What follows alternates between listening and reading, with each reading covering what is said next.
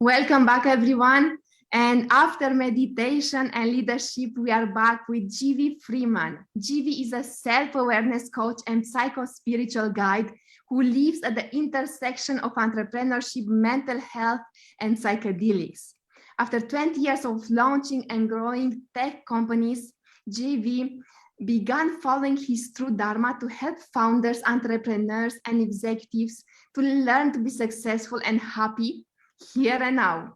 He does this through his coaching practice, founder striving, and deep inner work, programs designed specifically to address the needs and thought patterns of high-performing entrepreneurs.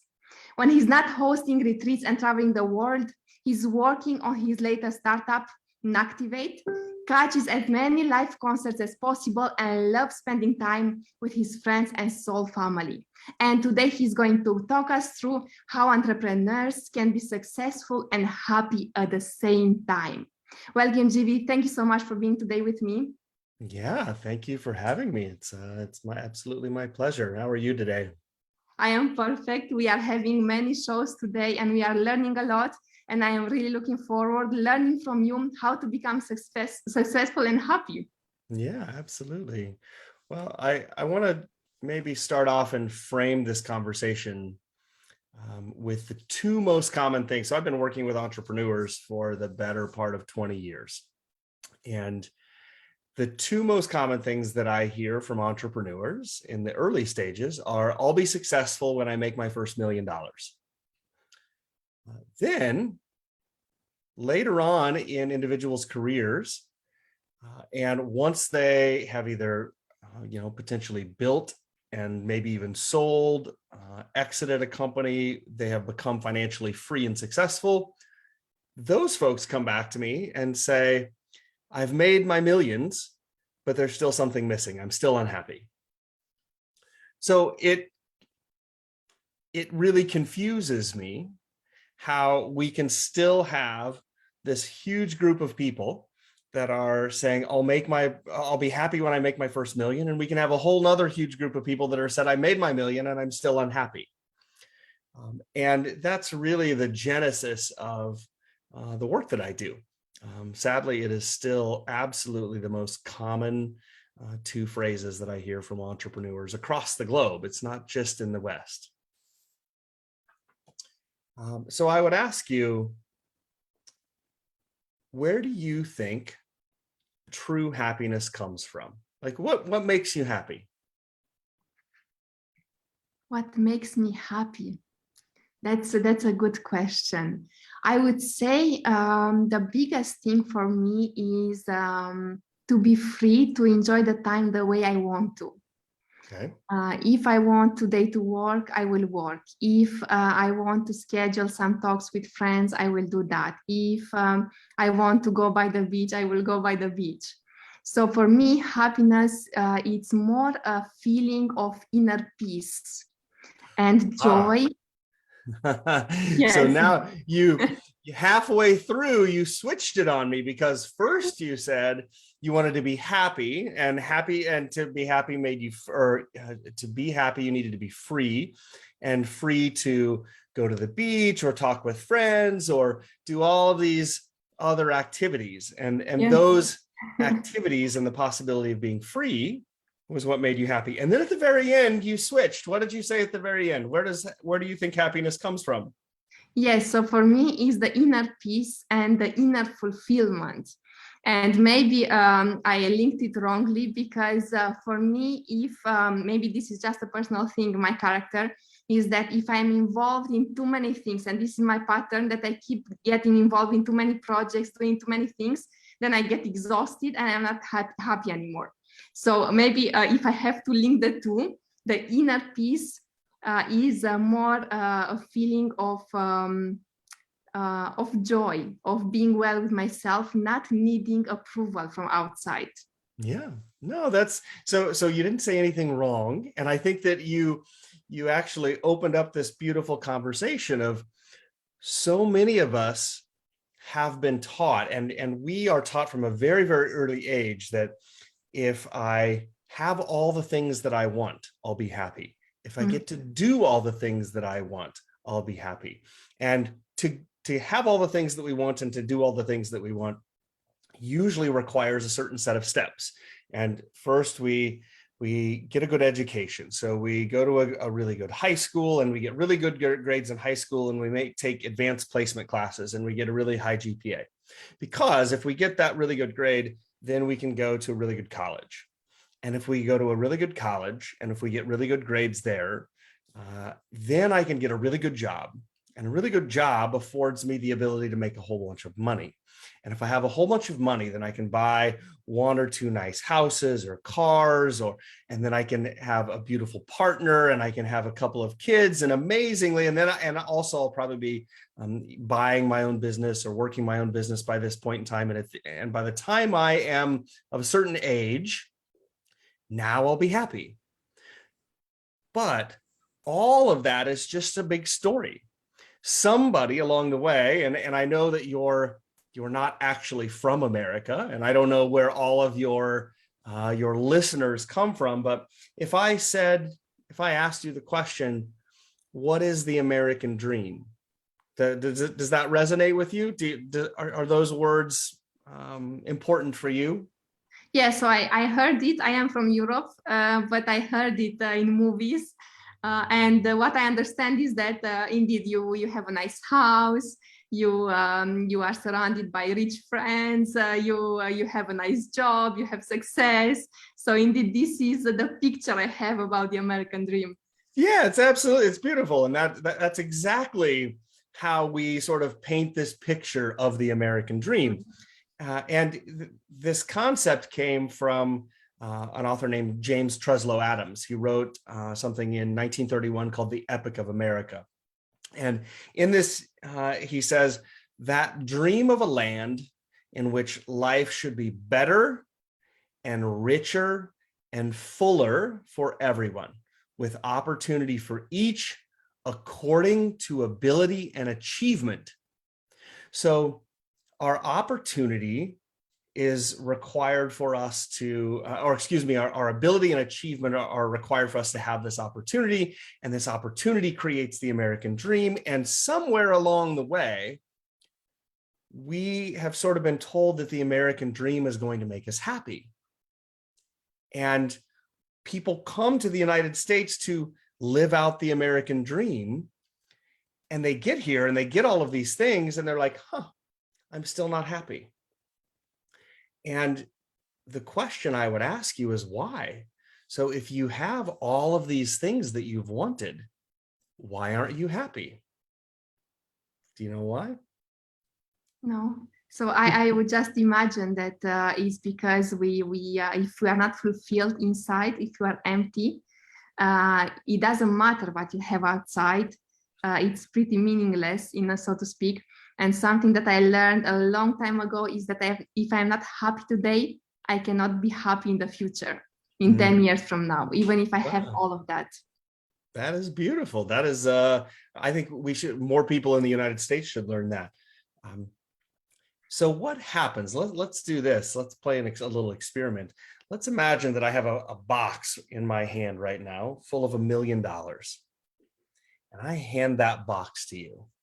And you take this $1 million and I say, it's yours. Here's $1 million. Is that going to make you happy?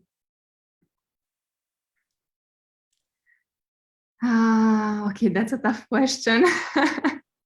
This is a question where everybody thinks to themselves, oh yeah, like that's going to make me pretty happy. And then we also know like the right answer, and people never know which to answer. So just answer honestly. Do you think that if somebody gave you $1 million, that it would make you happy for a little while?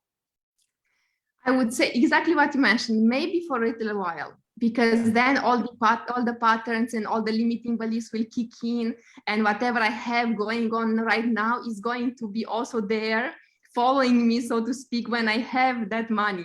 And maybe I will even end up losing it. So it doesn't matter if I have it or if I gain it, if I'm not well.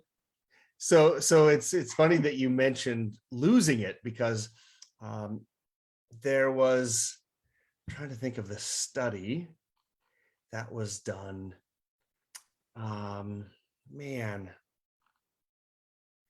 There was a study done that said a certain percentage of Americans, let me see if I can find this. Here it is. So the National Endowment for Financial Education, that's who it was, said about 70% of people who suddenly receive a windfall of cash, so who suddenly receive a bunch of money, will lose it within a few years. Mm. So rarely does this money keep us really happy for a long period of time. But here's the real question. If I hand you this box of $1 million and for a period of time it makes you happy, what is it that's actually making you happy? Is there actually happiness in the dollar bills, in the paper? I would say it's more safety or certainty. Okay. That I won't be in the street tomorrow and I don't have to work hard to gain money. Yeah. And maybe, I don't know, probably I will give away a big part of it. So the Buddha, so and makes me happy. A lot of the work that I do with entrepreneurs is based in very, very old traditions. So people have been studying for 4,000 or 5,000 years the foundation of happiness. And the Buddha says that pain is inevitable and suffering is optional. Yes. And he also goes on to say there's two reasons that we suffer. We suffer because of craving and aversion. Craving is that I want something that I don't have. Aversion is that I don't want to experience something that I am currently experiencing. So what you said when I said, is there happiness in the dollar bills? You said, no, I won't be out on the street. I'll have some more safety and security. So in other words, what you just told me is that right now you crave some level of safety and security and freedom that you don't currently have, right? Yeah, so this is very funny that you are mentioning it, because this is my reflection in the last 2 weeks. And I love that you are doing this work, because this means that you have a lot of intuition on people. And definitely this is what happened in the last 2 weeks. I would say I rectified it, I took actions, and as of May, I will have that safety. But this has been troubling me for a few months right now. And the last 2 weeks, it really got worse. And I said, okay, no more. I will take action to rectify that. And I did. So I also believe that until we don't hit the wall and we are really like, I don't know, feeling the pain, we don't really push ourselves. One of my favorite lines that I use, well, a couple of them for entrepreneurs is, if you continue to do what you've always done, you'll continue to get what you've always got. The second one is humans don't do super well with change. We don't really like to change. We say we like to change. In fact, in corporate America, everybody talks about transformation. We say, oh yeah, let's transform the business. Let's transform the department. Let's transform the product or the service line. Everybody likes transformation. Nobody likes change. Especially, and what I have always said about myself is that I love change as long as somebody else is doing it. Change for myself is not so much fun. So what I frequently say is, we only change when the pain begins to exceed the pleasure. Yes. So what happened is you were craving safety and security. Yes. So the craving inside of you is causing some level of discomfort because you wanted something that you didn't have. Yes. And another way to think about that is maybe, and I don't want to get into the specific situation, but maybe there was some part of your life that was not stable. It was uncertain. Maybe you thought that you couldn't pay the rent, or you couldn't do what you needed to do. And that was causing you to be in a situation that you didn't want to be in. And when we don't want to be in our current situation, that's what we call aversion. So now imagine a week ago, I come along and I hand you this box of $1 million. Do you think a week ago it would have made you happy? Yes, absolutely. I would have Yeah. said yes. Yeah. Definitely, So, because it would have solved all my problems. so amazingly, this box of dollars of paper, a plastic box with paper, has suddenly made us happy. Why? Because we no longer have to be in craving or aversion. All of that stops momentarily. Now, if that's the case, if we have stopped craving and if we are not in aversion, where and then we become happy, where does that happiness come from? Like, it's magic. Like, we get this box, but the box doesn't have happiness in it, and amazingly we're happy. Where does the happiness come from? From within, from our beliefs, from what I Absolutely. thought about that situation and how to solve it, and then that money would solve it. Yeah, the happiness actually lives inside of us all the time. And if you look into the eyes of a baby, provided they're not crying, provided they're not hungry, or they don't have a dirty diaper or something like that, when you look into the eyes of a baby, you can see this joy, this happiness, they don't care because they know that their needs are going to be taken care of. They have this natural happiness that exists within inside of them. And what we think is that as we get older, that happiness goes away. But it doesn't. The happiness stays within inside of us. What we end up doing is we crave more things, or we want to move out of the situation that we're currently in. And all of this craving and aversion makes us unhappy. We are taught how to crave. Marketing, the whole concept of marketing is to build craving. And trust me, I was a corporate marketer for 20 years. So I've been doing this for a long time. And what ends up happening is, especially for entrepreneurs, you mentioned something earlier which struck a chord in me, that sometimes we have too many things that are happening in our life. And we're fine if there's 3 or 4 things, but then if there's 7 things, now I'm unhappy. And I often think of entrepreneurs, we use a lot of language.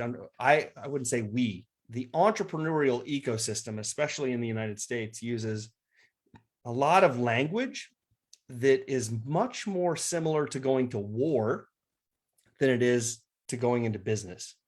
We talk about winning and killing and crushing it, and all of this language around what we would call a zero-sum game, that if I'm going to win, you have to lose. And if we have this idea of win and lose, and I have to be the one who wins, then I have to make you lose. And that whole concept of going to war is, again, one of the things that prevents us from truly being happy. If you look at war veterans, we have this major war going on in Ukraine right now. The United States has been in a war for, we're slowly getting out of that, but we've been in a war for 15 years. And when veterans come back from the war, and they go to R&R, rest and relaxation, they try and spend time with their family, many of them are very uncomfortable because for many years, they have had dopamine and adrenaline and cortisol racing through their bodies to keep them safe. And then when they come home, they're addicted to dopamine. Entrepreneurs are just the same. Entrepreneurs are addicted to dopamine. Some people love to make money. Some people love to cross tasks off their list. And if I just get one more thing done, if I just respond to one more email, if I just make one more phone call, then it's going to make me happy. And then I leave my office and I go home and I sit there and I'm trying to watch a movie with my spouse or my kids, but I can't put my phone down. I need to always get up and do something. This is the mentality of what I call the addiction of entrepreneurship. Entrepreneurs in many ways have the same addictions that alcoholics and drug addicts and gamblers have. And what we have to begin doing if we know that happiness comes from the inside, we have to start looking there. We have to start understanding ourself to really understand how we can be happy. The last thing that I'll mention is that this idea of external happiness, our brains are really, really, really good at taking all of these little external things of happiness and we stitch them together like we're building this big quilt. So I go buy a house and I get a little bump of happiness. And then when that bump of happiness starts to go away, then I go buy a boat and that bump of happiness goes away. And maybe it's just little things. Maybe I'm sort of not very happy today, so I'll just go have some ice cream. That little thing of ice cream is going to make me happy. And maybe that ice cream leads to a little thing of chocolate, or whatever we're doing, we're just taking these little moments of happiness and we stitch them together. The unfortunate thing about all of those extrinsic things is that they're all impermanent. The Buddha said everything that we experience in our life is anitya, or impermanent. So if we base our happiness on things that are impermanent and those things go away, we will constantly have to fill up the bucket again. And we don't have to do that if we start cultivating happiness from the inside out. I love that. Thank you so much, Jivi. I feel like you are pushing some buttons that you are really explaining my entire existence, the way I was living and the way I was feeling. And this is totally true. And I fully find myself. I was not expecting questions. And I think that I have a day which is full of surprises today. Today it is my birthday. So thank you so much. Oh, wonderful. Happy birthday. Thank you. This is my gift. The fact that I reflect and that I keep growing with you here on this platform. Thank you so much for sharing that with us. And I would like to ask you the last question before we close today. Who are you serving and how can people contact you if they want to join your programs? Yeah, beautiful. The people that I serve are entrepreneurs, founders, and executives who want to be successful and happy at the same time. So they may already be successful and now they want to be happy. I've been in corporate marketing and product development for the better part of 20 years. So I work with a lot of people that are growing their businesses. And if they want to get in touch with me, they can go to gvfreeman.com, or if they want to go on one of our excursions, we're taking people to Nicaragua and Peru this year for Founders Thriving. It's specific programs to get people out of their working environment and help them learn how to be happy. And you can go to foundersthriving.com for that. Awesome. Thank you so much once again for being today with me and for teaching me personally, but also for teaching our audience. Beautiful. Thank you for the opportunity.